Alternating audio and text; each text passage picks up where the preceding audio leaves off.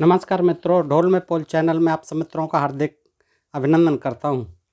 दोस्तों, आप जो है ढोल में पोल चैनल के माध्यम से देख पा रहे हैं कि हमारे धर्म ग्रंथों में किस तरह से तमाम अनाप शनाप बातें लिख दी गई हैं और जिन्हें हम धर्म की बातें मानकर, धर्म आधारित बातें मानकर आज तक पढ़ते रहे हैं और उन पर विश्वास करते रहे हैं। लेकिन दोस्तों, देखा जाए तो उनमें सच्चाई कहीं तक नहीं है। अगर धर्म का चश्मा हटा दिया जाए तो उनको देख करके हंसी आती है, पढ़ करके हंसी आती है। हास्यास्पद हैं, अवैज्ञानिक हैं सारी कथा कहानियाँ। सच्चाई दूर दूर तक नहीं है। लेकिन हमारे कुछ मित्र जो है, जो ज़्यादा धर्मभीरू हैं, वो तर्क देते हैं कि ऐसा नहीं था। प्राचीन काल में हमारे वेदों में, हमारे धर्म ग्रंथों में बड़ा विज्ञान भरा था। पहले मिसाइल चलती थी, विमान चलते थे और जो है बच्चे टेस्ट ट्यूब से बेबी पैदा हो जाते थे। ये कोई नई प्राचीन पद्धति नहीं है, विज्ञान नहीं है। मैंने जब ढोल में पोल चैनल के माध्यम से आप लोगों को बताया कि किस तरह से घट से पुलस्त अगस्त्य जी और वशिष्ठ जी पैदा हुए थे, किस तरह से द्रोणाचार्य जी पैदा हुए, बर्तन से द्रोण जैसे कहा जाता है, और सरकंडों पर पड़े मिले कृपी और कृपाचार्य और कृपी। तो इस तरह से तमाम, कहीं कोई हिरण से पैदा हुआ ऋषि शृंग जी, कहीं कोई मछली से पैदा हुआ, मंदोदरी मेंढक से पैदा हुई, हनुमान जी कान से पैदा हुए। इस तरह के तो लोग कहते हैं कि अरे टेस्ट ट्यूब बेबी की बड़ी अच्छी तकनीक थी, उस समय बढ़ी चढ़ी थी, बड़ा विज्ञान था दोस्तों। तो मान लेते हैं उनकी बात के होगा। हम इसको जो है बहस का मुद्दा भी नहीं बनाते हैं, क्योंकि ये हमारे ही धर्म का विषय है, हमारे धर्म ग्रंथों की बातें हैं दोस्तों। लेकिन हमारी जो है समालोचना तो हमें करनी चाहिए कि हमारे धर्म में क्या अच्छाइयाँ हैं और क्या बुराइयाँ हैं। इसमें बुरा मानने की कोई बात भी नहीं है दोस्तों। हमको सब चीज़ें पढ़ रही हैं, पढ़े हैं, हम पढ़ रहे हैं, बचपन से ही पढ़ रहे हैं और आज भी पढ़ रहे हैं और सुन रहे हैं। तो इसमें जो है क्या अच्छाइयाँ हैं, क्या बुराई हैं आज के हिसाब से, वो देखने में कोई बुराई नहीं है दोस्तों। तो देखिए, इसी तरह का आज एक प्रसंग बड़ा ही रोचक है, बड़ा ही विचित्र है कि अभी तक तो हमने सुना था कि बगैर योनि के ही पैदा होते रहे तमाम महर्षिगण और तमाम देवतागण। लेकिन आज के प्रकरण में हम आपको बताएंगे, जो कि महाभारत के वन पर्व में है, पृष्ठ 255 पर है। आप देखेंगे कि राजा मानधाता, जिनका के नाम आपने शायद पढ़ा होगा, सुना होगा, इक्ष्वाकु वंश के राजा थे, जिसमें रामचंद्र जी का जन्म हुआ। रामचंद्र जी भी इक्ष्वाकु कुल के ही थे। तो दोस्तों, उसमें एक मानधाता, बड़े दानी और बड़े विज्ञानी, बड़े बल पराक्रमशाली राजा हुए हैं। तो आज उन मानधाता के बारे में जानते हैं कि वो तो बड़े ही अजीब तकनीक थी उनको पैदा होने की, कि किस तरह से वो जल पी करके एक राजा द्वारा ही पैदा हुए। राजा गर्भवती हो गए, गर्भवान हो गए और उनसे राजा मानधाता का जन्म हुआ। दोस्तों, महाभारत धार्मिक ग्रंथ माना जाता है और हम ये मानकर चलते हैं कि इसमें कौरव और पांडवों का जो युद्ध हुआ, 18 दिन चला या 15 दिन चला, जो भी था, तो वो एक अध्याय में सिमट जाता। लेकिन इसमें इतने ग्रंथ बना दिए, इसमें इतने श्लोक लिख दिए, कई ऋषियों ने लिखे, इसमें मिलावट होती रही। इसके ऊपर एक वीडियो बाद में बनाएंगे। तो दोस्तों, इसमें राम की, कृष्ण की, शिव जी की, पार्वती जी की, इधर की उधर की, दान की पुण्य की, इसमें भी महाभारत में तमाम कहानियाँ लिख लिख के इसका विचित्र बड़ा भारी पुलंदा बना दिया है। तो दोस्तों, आइए बगैर किसी विलंब के ये सुनते हैं राजा मानधाता का जन्म वृतांत। महाराज युधिष्ठिर ने पूछा। देखिए, ये जो है आप लोग भी पढ़ सकते हैं, महाभारत है ये प्रथम खंड, ये गीता प्रेस गोरखपुर का है। और राजा मानधाता का जन्म वृतांत 255 पृष्ठ पर है, वन पर्व है दोस्तों। तो राजा मानधाता का जन्म वृतांत युधिष्ठिर ने पूछा है, किससे? लोमस जी ऋषि हैं। अब इसमें एक नहीं है, ये कहते हैं कि व्यास जी ने लिख दिया। व्यास जी ने नहीं लिखा है, इसमें कहानियाँ हैं। कभी लोमस जी बता रहे हैं, कभी सुखदेव जी बता रहे हैं, कभी वैशंपायन जी बता रहे हैं, कभी कोई बता रहे हैं, कभी कोई सुन रहे हैं, कभी भीष्म जी बता रहे हैं, युधिष्ठिर जी पूछ रहे हैं, कभी जन्मे जी पूछ रहे हैं, कभी वैशंपायन जी बता रहे हैं। तो इस तरह से कहानियाँ हैं, ये सुनी सुनाई कहानियाँ हैं। तो दोस्तों इसी तरह से वो कहानी सुना रहे हैं, लोमस जी ऋषि हैं वन में, जंगल में। तो महाराज युधिष्ठिर ने पूछा, ब्राह्मण, राजा युवनाश्व के पुत्र नृपश्रेष्ठ मानधाता तीनों लोकों में विख्यात थे, उनका जन्म किस प्रकार से हुआ था? ये जो है मानधाता, ये तीनों लोकों में विख्यात थे, इक्ष्वाकु वंश में पैदा हुए, नृपों में श्रेष्ठ थे। तो वो राजा युवनाश्व उनके पिता थे और माता भी थे, तो वो कैसे पैदा हुए, तो ये पूछते हैं। तो लोमस जी उसका राज बताते हैं, कहानी बताते हैं दोस्तों। राजा युवनाश्व इक्ष्वाकु वंश में उत्पन्न हुआ था। उसने 1,000 यानी 1,000 अश्वमेध करके और भी बहुत से यज्ञ किए। 1,000 तो अश्वमेध यज्ञ किए। बताइए कितने यज्ञ करते थे और इससे देश का क्या भला होता था, बताइए। केवल जो है दान पुण्य लेने वाले उन्हीं का भला होता था, खूब लुटाते थे दान पुण्य वालों को, जो यज्ञ करते थे और वेद मंत्र पढ़ते थे। तो उसने 1,000 अश्वमेध करके और भी बहुत से यज्ञ किए और उन सभी में बहुत बड़ी बड़ी दक्षिणाएं दी। अब सोच लीजिए आप, लोमस जी ऋषि सुना रहे हैं और दक्षिणाएं तो दी जाती थी। किसको दी जाती थी ये आप सब जानते हैं दोस्तों। और ये ग्रंथ क्यों लिखे गए, ये कहानियाँ क्यों लिखी गई और इनको धर्म से क्यों जोड़ा गया दोस्तों, ये आप जानते हैं, सब जान चुके हैं। और जान लीजिए, अपने मंत्रियों पर राज्य का भार छोड़कर उन मनस्वी राजा ने मनोनिग्रह करते हुए निरंतर वन में ही रहना आरंभ कर दिया। दक्षिणा के बाद कुछ रहता ही नहीं था, नंगे हो जाते थे। 1,000 अश्वमेध का मायने रखते हैं। और फिर उसके बाद छोटे मोटे और यज्ञ किए। इसके बाद जब वो नंगे हो गए तो वन में चल देते थे, चलो अब क्या है, सन्यासी बन गए। एक बार महर्षि भृगु के पुत्र ने उससे पुत्र प्राप्ति के लिए यज्ञ कराया। महर्षि भृगु के पुत्र ने उससे पुत्र प्राप्ति के लिए यज्ञ कराया। ये कहा कि आपको कोई संतान नहीं होती है, तो भृगु पुत्र ने ज्ञान दिया कि हम कराएंगे आपके, यहाँ पे यज्ञ कराइए। तो रात्रि के समय उपवास से गला सूख जाने के कारण राजा को बड़ी प्यास लगी। सारे दिन कथा सुनते रहे भूखे प्यासे। रात को जब उपवास रखा, रात को पूरे दिन उपवास रखा, तो रात को गला सूख गया उनका। गला सूख जाने के कारण प्यास तो लगनी ही थी। उसने आश्रम के भीतर जाकर जल मांगा, आश्रम के भीतर जाकर जल मांगा। किंतु आश्रम में सब लोग रात्रि के जागरण से थककर ऐसी गाढ़ी निद्रा में पड़े थे कि किसी ने उसकी आवाज़ न सुनी। सब सोए हुए थे, ऋषि जी भी सोए हुए थे, भृगुपुत्र। महर्षि ने मंत्रपूत जल का एक बड़ा कलश रख छोड़ा था। मंत्रपूत यानी मंत्रों से पढ़ा हुआ जल एक बड़े कलश में रख छोड़ा था। अब पता नहीं क्यों रख छोड़ा था, मंत्र पढ़ा हुआ, पीने के लिए रख छोड़ा होगा। उसे देखकर राजा ने जल्दी से उसी में से कुछ जल पीकर अपनी प्यास बुझाई और उसे वहीं छोड़ दिया। कलश से प्यास बुझा ली, अब छोड़ना तो था ही, प्यास बुझा ली अपनी।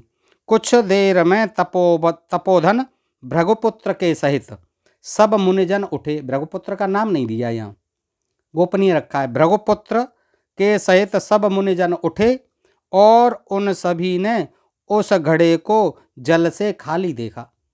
इतनी प्यास लगी थी कि वो पूरे कलश को यानी घड़े को पूरा पी गए राजा जी, युवनाश्व जी। तब उन सभी ने आपस में मिलकर पूछा कि यह किसका काम है भाई, किसने पी लिया ये घड़ा का पानी, पूरा घड़ा खाली कर दिया। पूछने लगे ऋषि पुत्र भी और सब से, जो आपस में जो सोए हुए थे सबसे जग के। इस पर युवनाश्व ने सच सच कह दिया कि ये मेरा काम है, मैं पी गया हूँ इस जल को। यह सुनकर भृगुपुत्र ने कहा, राजन यह काम अच्छा नहीं हुआ।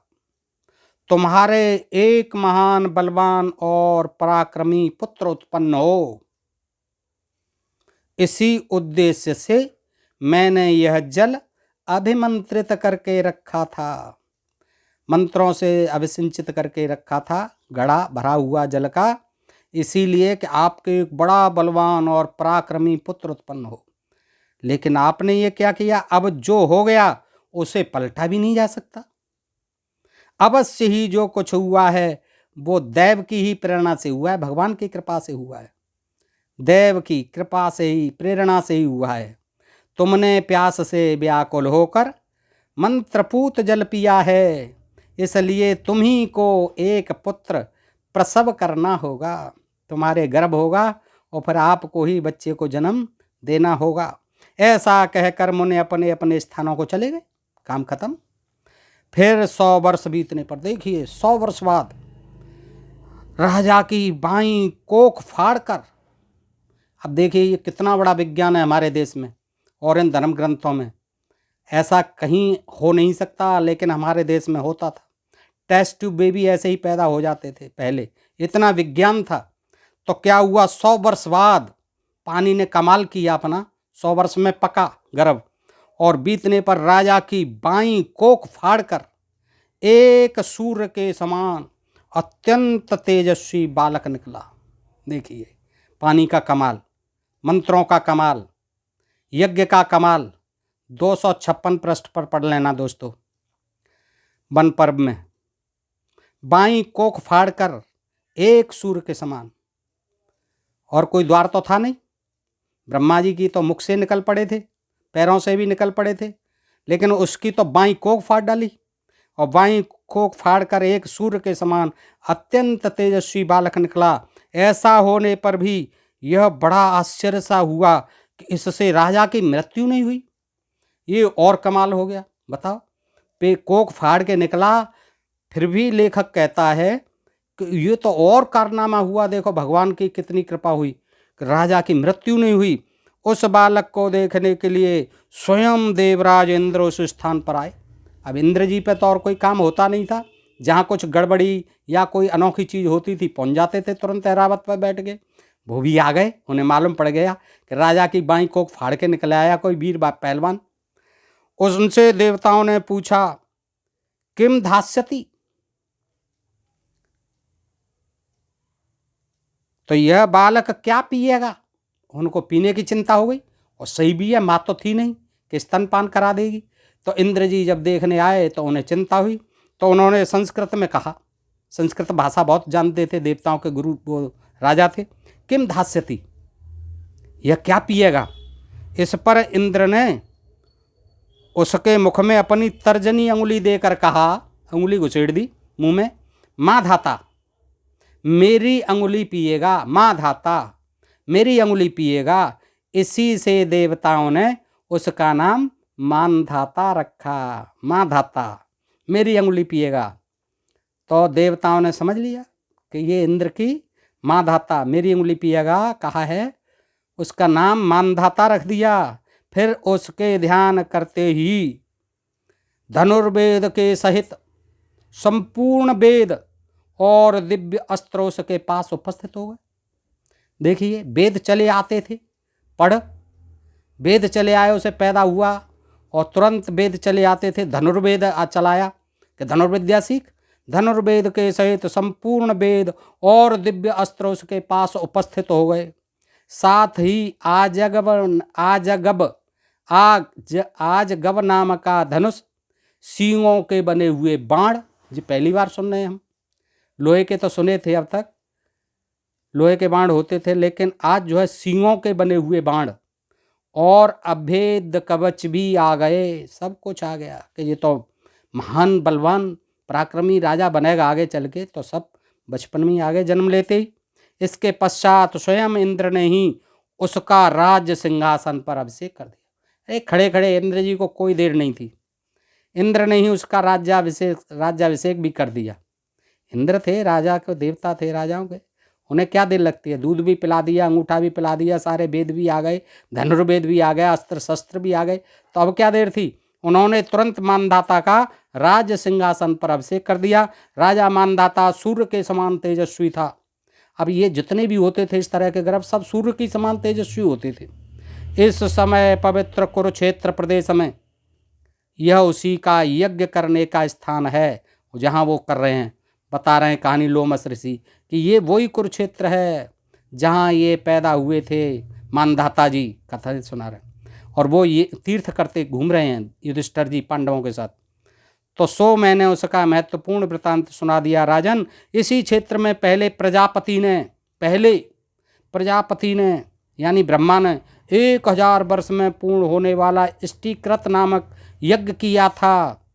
यहीं पर नाभाग के पुत्र राजा अम्बरीश ने यमुना जी के तट पर यज्ञ के सदस्यों को 10 पदम गौएं दान की थीं। देखिए 10 पदम, करोड़ अरब खरब नील दशनील शंख दशंख पदम बहुत होती हैं, पता नहीं कितने बीच में चढ़ती होंगी, पूरे भारत में भी नहीं समा पाती होंगी, इतनी गाय दे दी थी। देखिए कुरुक्षेत्र में तो किसने? अम्बरीश राजा ने। यहीं पर नाभाग के पुत्र राजा अम्बरीश ने यमुना जी के तट पर यज्ञ के सदस्यों को ब्राह्मणों को 10 पदम गौएं दान की थीं तथा अनेकों यज्ञ और तपस्या करके सिद्धि प्राप्त की थी।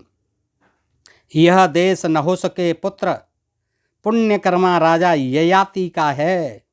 यह देश, यह कुरुक्षेत्र देश राजा ययाति का है। यहाँ राजा ययाति ने भी अनेकों यज्ञ किए थे। देखो ब्रह्मा जी प्रजापति ने किए, अम्बरीश ने किए, पद्मों गाय दे डाली, और फिर यहीं पर देखिए ययाति ने यज्ञ किए।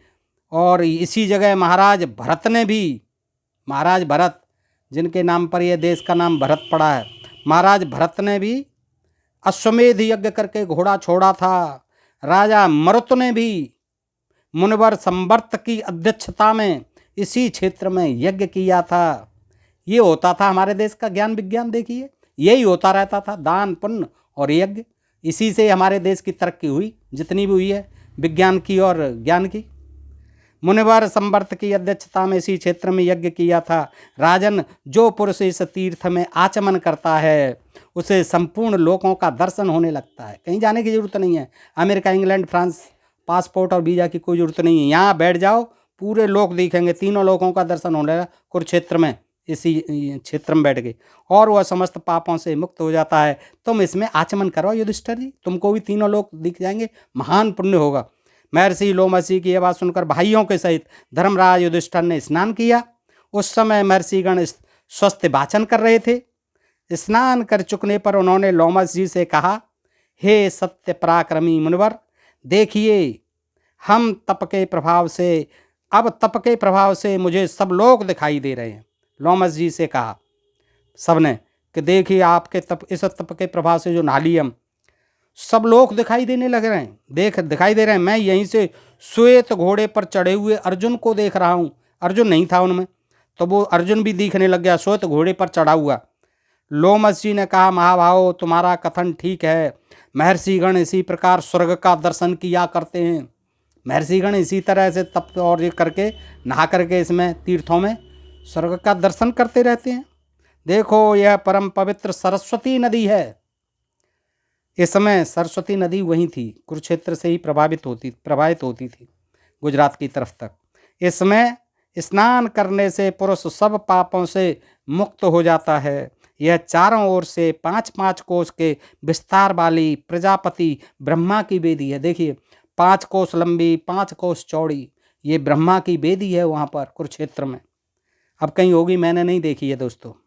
यही महात्मा कुरु का क्षेत्र है जो कुरुक्षेत्र नाम से विख्यात है। ये महात्मा कुरु का क्षेत्र है, कुरुवंशी राजा कुरु, उनका ये क्षेत्र है जो कुरुक्षेत्र नाम से विख्यात है। तो दोस्तों इसके माध्यम से आपने कुरुक्षेत्र के बारे में भी जाना, कुरु के बारे में भी जाना, वहाँ के तीर्थ के बारे में भी जाना, और तमाम अश्वमेध यज्ञों के बारे में भी जाना, और मानधाता का किस तरह से जन्म हुआ अपने पिता के पेट से कोख फाड़ कर, ये भी जाना।